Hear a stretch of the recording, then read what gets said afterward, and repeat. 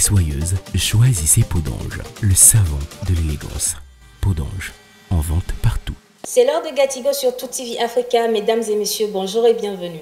Après le Mali, le Burkina Faso et le Niger, les militaires français seraient-ils désormais indésirables en Côte d'Ivoire? La question du départ du 43e bataillon d'infanterie de marine, communément appelé 43e BIMA, a été évoquée par un député ivoirien lors d'une séance de questions-réponses avec le ministre de la Défense. Officiellement créé en 1978, le 43e BIMA, installé à Port-Bouët au sud-est d'Abidjan, est en réalité une émanation de l'armée coloniale française. Que fait encore l'armée française dans ses anciennes colonies 6 décennies après les indépendances? En plus de la question du départ des militaires français, le député ivoirien a souhaité avoir des explications sur l'affaire des 49 militaires ivoiriens arrêtés au Mali et surtout le projet de guerre au Niger annoncé par le président ivoirien Alassane Ouattara.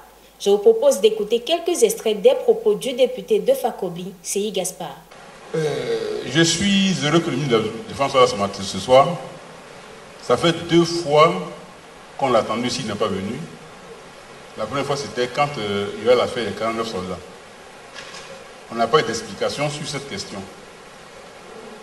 Nos collègues, nos frères sont revenus en Côte d'Ivoire sans qu'on sache réellement ce qui s'est passé au Mali, pourquoi on les a arrêtés, pourquoi ils ont passé tel temps au Mali. Il est bon qu'on nous dise ce qui s'est passé.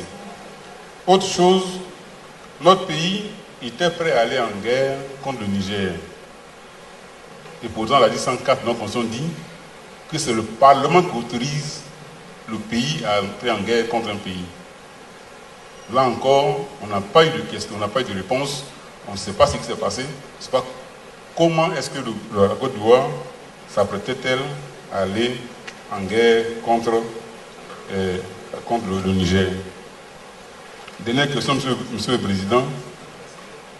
Quand est-ce que le 43e BIMA va quitter la Côte d'Ivoire? Quand est-ce que le 43e BIMA va quitter la Côte d'Ivoire? Notre pays a 66 ans d'indépendance. C'est un Guillaume Soro vieillissant et amaigri qui a fait son apparition dimanche 12 novembre 2023 sur les réseaux sociaux. L'ancien président de l'Assemblée nationale ivoirienne, dans une adresse à la nation, a dénoncé les multiples actions déployées par le régime d'Alassane Ouattara pour l'arrêter. Contraint de fuir respectivement la France, la Belgique puis les pays du Golfe, l'ancien rebelle ivoirien, usé par l'exil, a annoncé son retour en politique.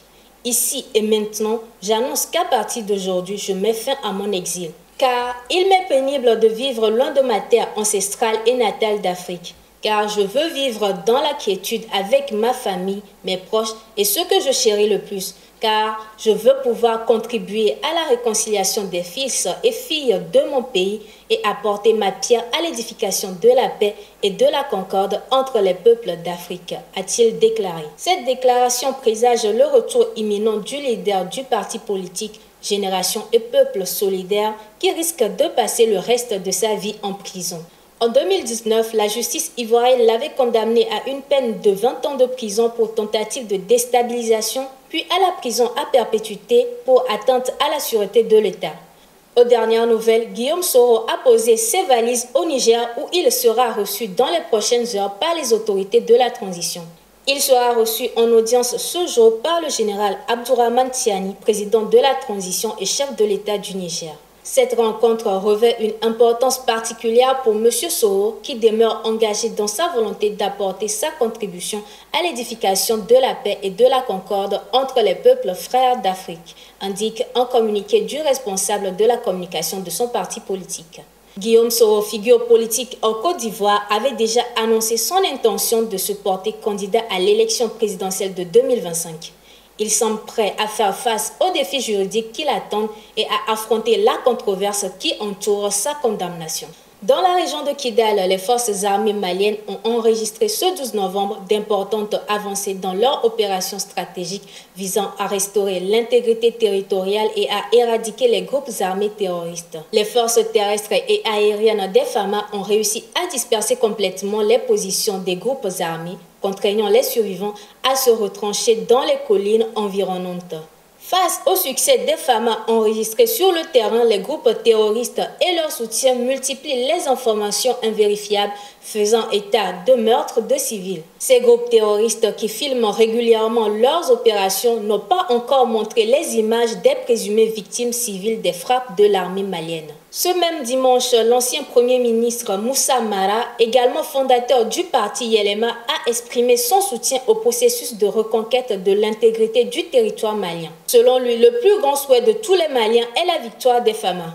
Par ailleurs, Moussa Mara a abordé d'autres problématiques délicates de l'actualité malienne, notamment la situation à Kidal et celle de la société énergie du Mali. La situation actuelle dans la région de Kidal est sous contrôle des FAMA et les opérations se poursuivront avec détermination jusqu'à ce que la sécurité soit complètement rétablie dans la ville et ses environs. Les habitants de la région sont appelés à maintenir le calme alors que les forces maliennes continuent de débusquer les terroristes dans leur dernier retranchement. Nous clôturons notre bulletin d'information avec le reportage de la télévision nationale du Burkina Faso qui fait le point sur l'opération de reconquête du territoire menée par les forces de défense et les volontaires pour la défense de la patrie ce 12 novembre 2023. Hier soir,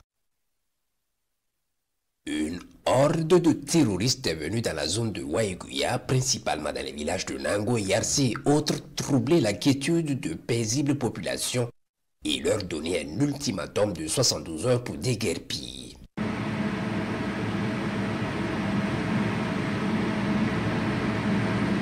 Alertés, les opérations aériennes se sont données pour mission 10 heures pour compter de leur présence pour déguerpir les terroristes de leur base en réponse à leur ultimatum. L'opération est lancée et la colonne est détectée en repli de la zone de Nango en direction de Tangari à 8 km est de Gomboro.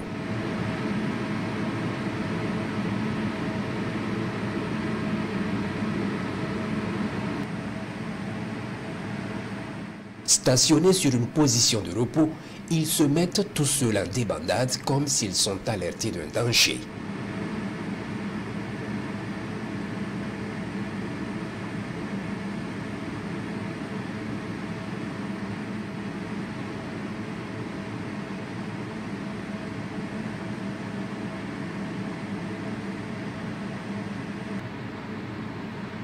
L'opération se maintient le reste de la nuit par les observations et recherches qui vont finir par payer.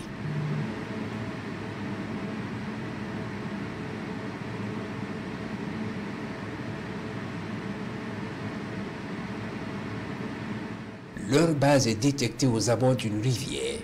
Ils y sont installés nombreux et sans être inquiétés.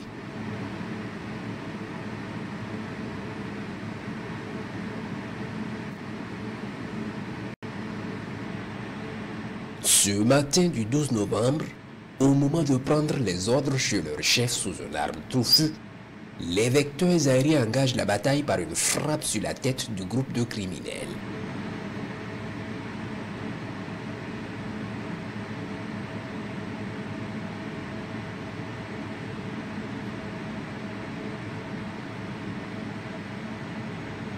C'est la débandade des autres. Ils sautent de partout et courent dans tous les sens.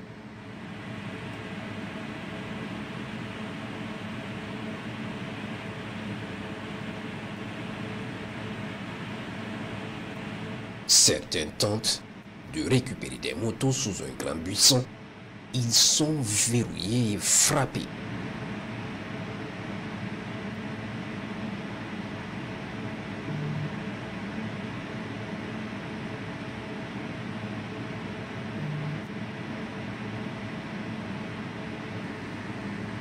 S'en suivra un bombardement de la zone par les hélicoptères.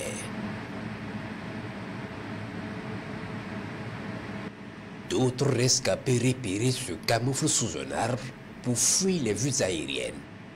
Ils sont verrouillés et frappés efficacement.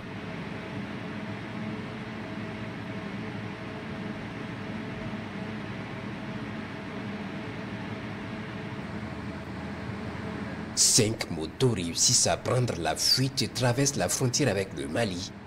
La passe est faite au vecteur malien.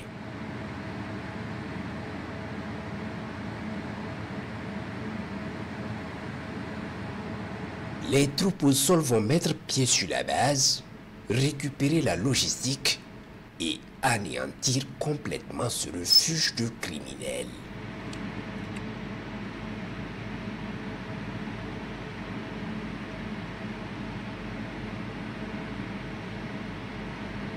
Les opérations se poursuivent et s'intensifieront. Gatigo, le bulletin d'information de ce jour s'achève ainsi.